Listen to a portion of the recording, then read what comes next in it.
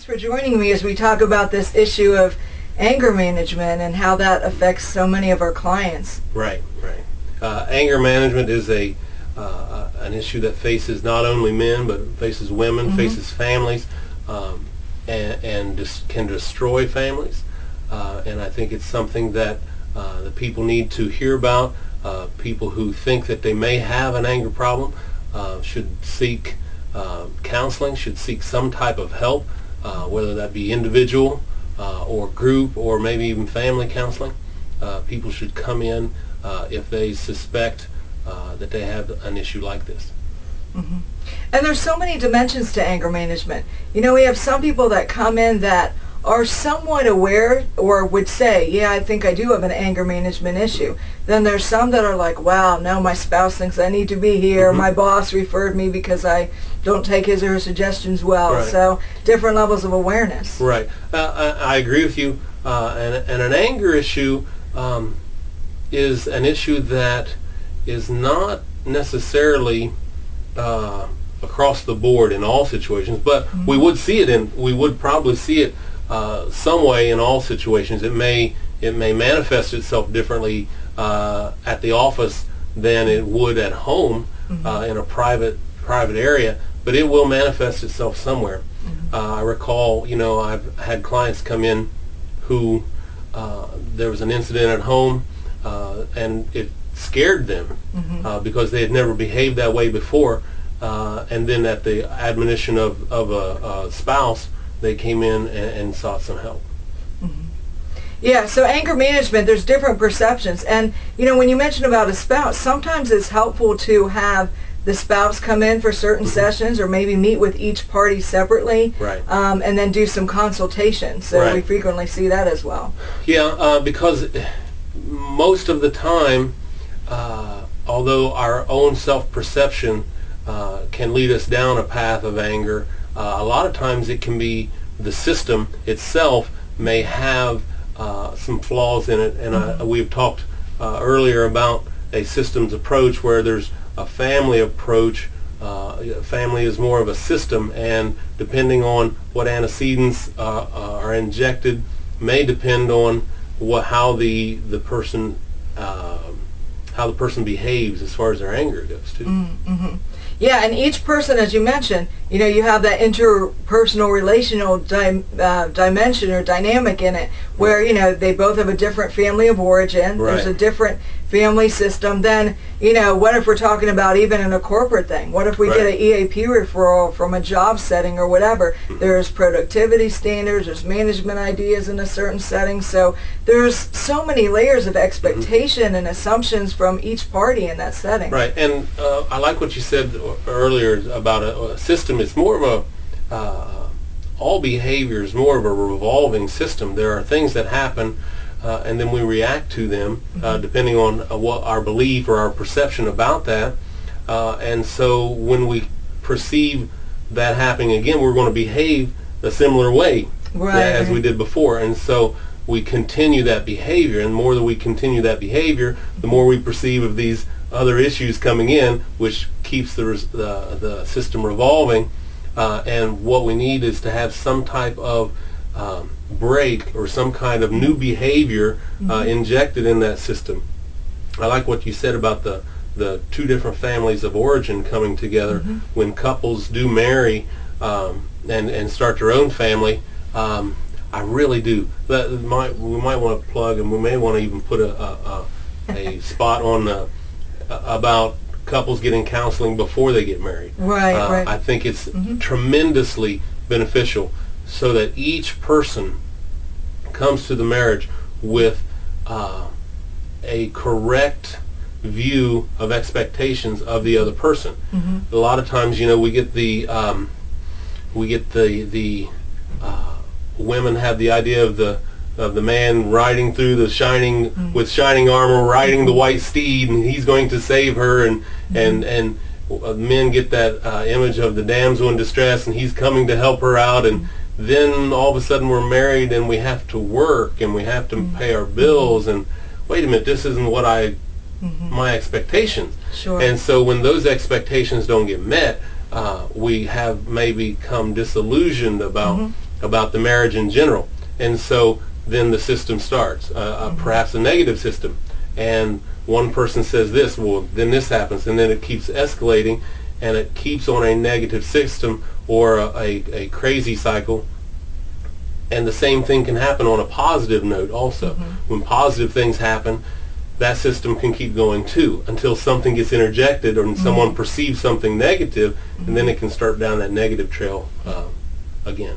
So a lot of the anger management counseling has to do, like you said, at looking at the expectations and assumptions, which sometimes are hard for us to see ourselves. And, you know, to have those expectations and assumptions, and then it feels like a wall all of a sudden comes up. I like the acronym that they use, HALT. You know, am I hungry, angry, lonely, or tired? I also add stressed and bored because those are the ones that I frequently hear from clients. And a lot of things, as simplistic as that sounds, boil down to that. You know, if we're tired, if we're stressed, if too many things are happening at once, or we're lonely, or we're, you know, just angry about something or whatever, you know, that tends to push our buttons. And so if we can increase that self-awareness, sometimes that helps. I think I like what you said about self-awareness. Even as counselors, we are to be self-aware even of our own emotions as we are talking with the client, because, you know, supposedly we're supposed to be the one that knows everything. Actually, it's the client that's bringing all this knowledge to the table. But, you know, if we don't, if we are not self-aware, then we may not be able to pick up on things that the client, information the client's giving us. And it's the same thing with an anger issue. What are your triggers? What happens? When do you mostly get angry? What happens right before you get angry? Is there a scale? You may start at 0, and then by the end of the day you're at 10. You may start the day out at 5 or 6. What are those commonalities? What happens? Do you always get angry at the holidays? Do you always? So these are all issues that we need to be self-aware of. And even people who come in, you know, if we can help them become self-aware, we can show them, or they can show themselves, other options to take other than a pathway of anger. And options. Options is another thing that's, you know, linked to the solutions there. So the self-awareness, the family systems, and all those elements we talked about. But ultimately bringing them to a place through the process of counseling where they see other options, that other than language like, I have to react. So-and-so just made me angry. And, well, do I really have to react? Am I really just a robot, you know, that someone pushes a button and all of a sudden I have to do this? There's a difference between reacting and responding. A response is perhaps, I can say it this way, a well thought out plan ahead of time, so that if you look at the sports world, you know, if you want to go that route, you have an offensive and a defensive team. The defensive team has to respond to what the offense is doing. And so if they know the pattern that happens, they can respond in a particular way to defeat what the offense is doing. The same thing with anger management.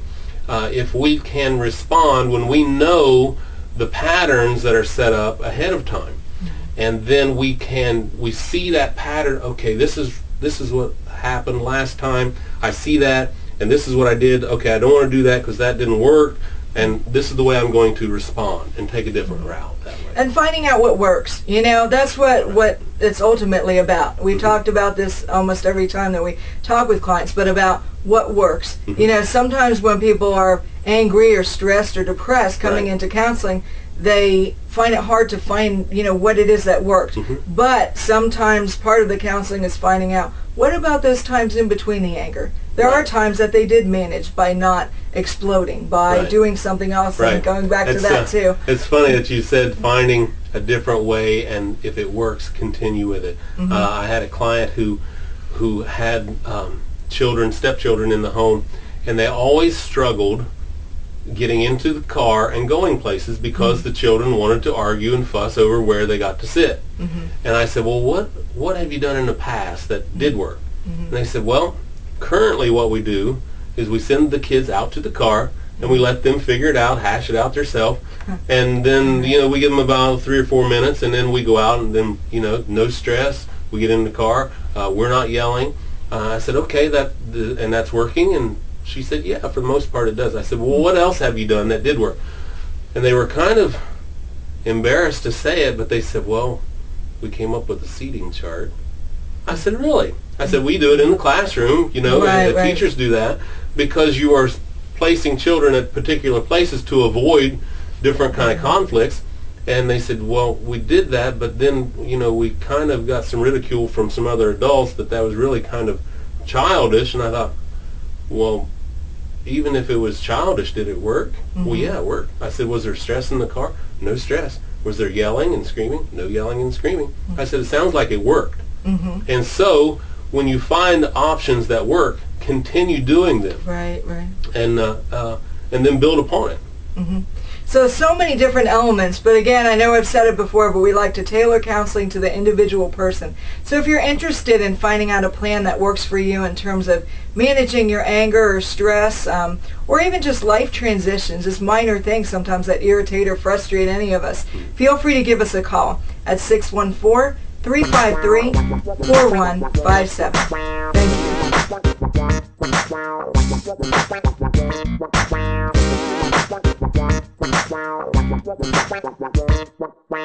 Thank you.